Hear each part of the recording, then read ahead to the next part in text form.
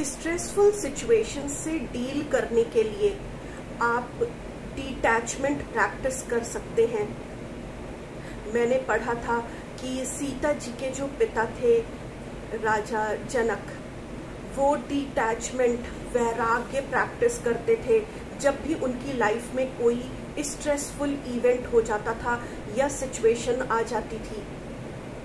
तो हम ये तो जाहिर सी बात है कि जब भी हम किसी स्ट्रेसफुल सिचुएशन में होंगे, हम जब भी किसी अनवांटेड सर्कमस्टेंसेस में होंगे, तो हम दुखी फील करेंगे, डिप्रेस्ड फील करेंगे।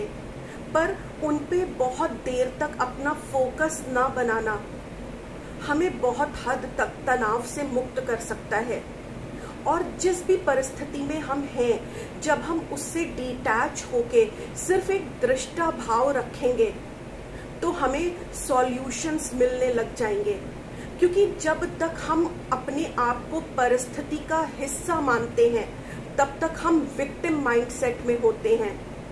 हम ये सोच रहे होते हैं कि ये मेरे साथ क्यों हो गया, ये मेरे साथ हो गया, ये तो बहुत बुरा हो गया।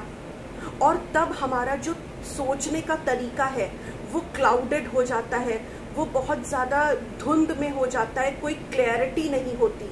पर जब हम थोड़ा सा डिटैच कर लेते हैं उस सिचुएशन से खुद को, तो हमें एक अलग पर्सपेक्टिव मिलता है, हमें एक अलग नज़रिया मिलता है उस प्रॉब्लम को देखने का, और वहाँ से क्रिएटिव सॉल्यूशंस जन्म लेते हैं।